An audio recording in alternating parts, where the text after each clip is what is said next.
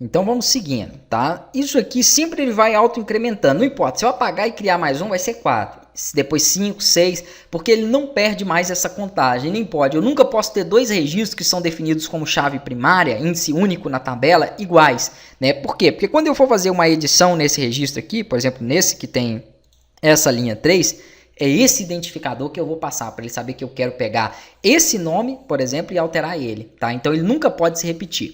Mas se você for daquele sistemático que quer, porque quer que isso aqui volte para 1, tem um jeito de fazer. Você clica sobre o banco de dados, onde ele vai mostrar as tabelas, então banco de dados portfólio. Você vem na tabela que você quer e clica aqui em limpa, ó. Pronto. Aí limpa significa o quê? Limpar mesmo a tabela, apagar todos os registros e zerar ela. Na hora que eu mandar aqui de novo, ó, ele salva como 1, tá? Mas como eu falei, isso não faz a mínima diferença, porque esse valor aqui, ó, ele só fica por baixo do código. Ele nunca vai ser exibido ali para o usuário final e nem tem necessidade, tá vendo? E assim, então, você consegue limpar a tabela, já fica essa explicação aí, porque tem aluno que realmente ele fica incomodado com isso e quer, porque quer que ela volte para o primeiro registro. E vamos lá, vamos dar sequência aqui, né, e vamos... já que eu tenho então a inserção, esse código ele fala o seguinte, ele buscou quantos registros existem na tabela config. Se for 0 nenhum, ele insere. Mas e se não for 0? Quando você coloca uma condição if, você tem uma outra que é a else, que você pode aqui colocar nela.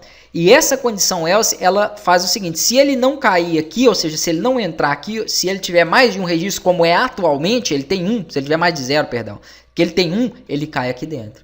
E se ele cair aqui, eu faço o seguinte, eu recupero para essas variáveis que já estão aqui em cima, os valores que estão no banco de dados. Porque eu posso ter mudado o nome, né? Isso aqui foi só exemplos que eu coloquei de forma inicial. Você não vai deixar, por exemplo, a senha do seu sistema fraca como 1, 2, 3. Então, quando você fizer um primeiro acesso ao painel, você fará uma alteração nela. E na hora que ele recuperar esse valor da senha do sistema, já não será mais a senha 1, 2, 3, tá? Vai ser a nova senha que você tiver inserido aí. Então, o que eu vou fazer aqui é o seguinte.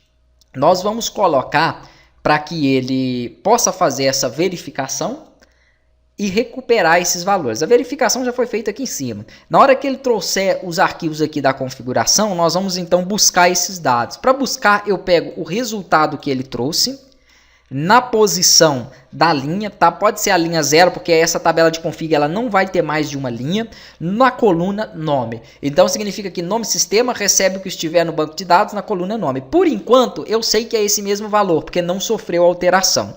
E aqui eu vou colocar os demais, ó. Esse é a coluna e-mail, este é a coluna telefone, este é a coluna endereço, que nós não passamos nada ali, né, e nem vamos passar. E este é a coluna senha. Pronto. Então, se eu tiver alterado, não tem problema. Ele vai recuperar os valores já alterados aqui para mim.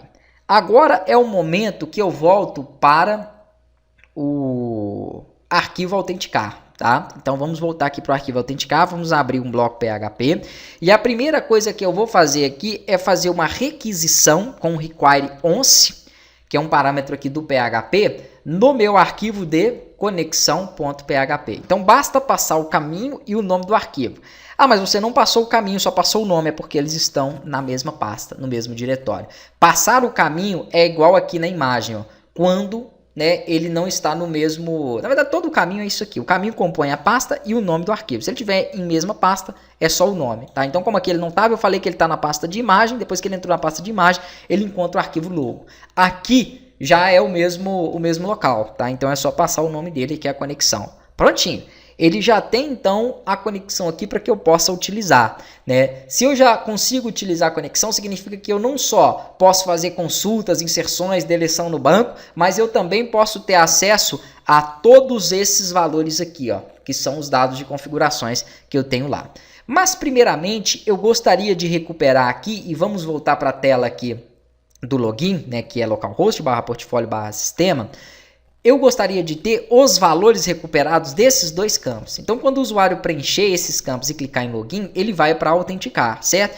Quando ele chegar no autenticar aqui, tem como eu recuperar o que ele colocou lá. Lembrem que aqui, quando eu fiz o formulário, eu falei para vocês que existem dois métodos que nós podemos utilizar e que o método mais seguro para envio de formulário é o método post, além do post tem o get, tá? Quando você utiliza o post, aqui você consegue recuperar as informações dele através de um post, dessa forma aqui, ó, colocando cifrão, underline post e o name do campo.